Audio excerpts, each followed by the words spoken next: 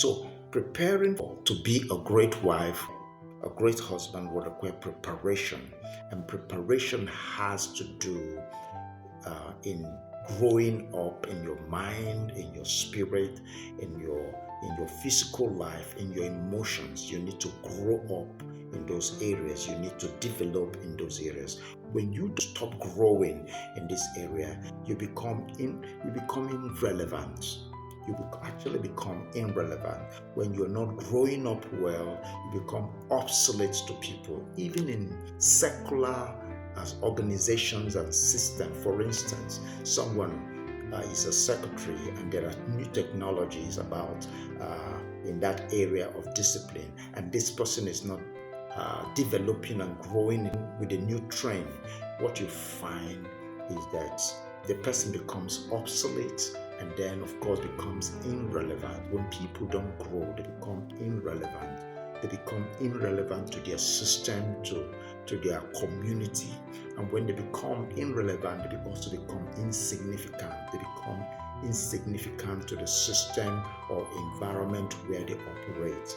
So in order not to become insignificant or irrelevant to your spouse, you need to, even after marriage, after the wedding, strive to grow.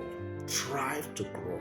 Let growth be a continuous, perpetual goal, something you want to do. You need to grow in your spirit. You need to grow in your mental life. You need to keep growing in your physical life.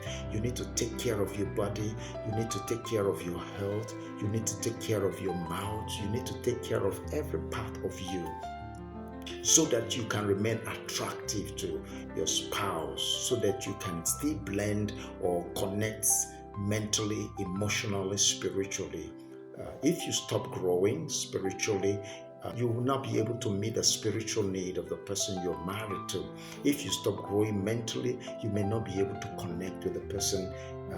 At certain point, you may not be able to grow, connect with the person you got married. I have seen situations where people get married and over time, the man has deepened his mental growth and has left his wife down below there, and they can't connect anymore. That's a problem that could result into a serious problem in marriage. I've seen situations where people get married, the woman stops taking care of her physical well-being, physical appearance, common hygiene, and then of course, she stopped being attractive.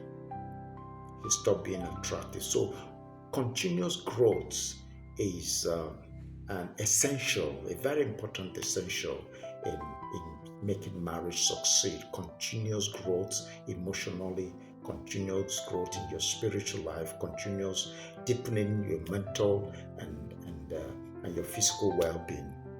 If you're not growing, you will not be able to keep a relationship. Preparation and personal growth enhances relevance. It enhances relationship. Keep growing if you want to keep that marriage working. When you lose your relevance, you lose your significance too. When you lose your relevance to a relationship, to a man that you're married, or to a woman that you're married, you lose your importance and your value before that person. And so that's why I ask people that you need to keep growing in order to keep your significance alive. The moment you stop growing, significance dies. It dies automatically. And so you were there, but you're no more valuable in his eyes or her eyes. And that's why people start looking elsewhere for people to keep them company, because the person that they married has ceased to grow. Growth is important. Now let me say this. If you're not growing when you're single, if growth is not part of your passion, part of your agenda, then of course it will not be part of your pursuits after marriage. If it's not an addiction, if not an habit, then it's something you can't start in marriage. Now, whatever people are not before marriage, they can't be in marriage. Whatever you are not before marriage, you can't be in marriage. Marriage has a lot of responsibility, so that's why preparation is very important. Preparation is very important. It's important you note this because it's going to help you. Marriage is endangered when a partner is not maintaining relevance by continuously investing in his or her personal growth. So your marriage becomes at risk if you are not investing on your mind, you're not investing on your spiritual life, you're not investing on your physical outlook, your physical appearance, you're not investing in your mental, emotional life. It's something I call verbal intelligence. And I refer, what I mean by verbal intelligence is being able to use the right word. Being able to use the right word, to be choosy about what you say. And a lot of people have not thought about that. That's why we have verbal abuse, women who abuse, women who are quick to abuse. They can't control that part of them. You need to grow to attain what I call verbal intelligence. No matter the level of provocation, no matter the argument, you still can use the right word. You still can bring your emotions under control. That's what shows maturity. Bring that emotion under control.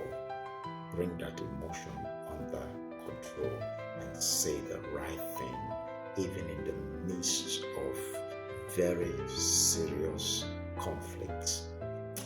My prayer for you today is that God grants you grace, and that some of these principles will make a lot of sense to you, and you will use it to build your life, develop your life, and of course be able to build a very great relationship with your spouse.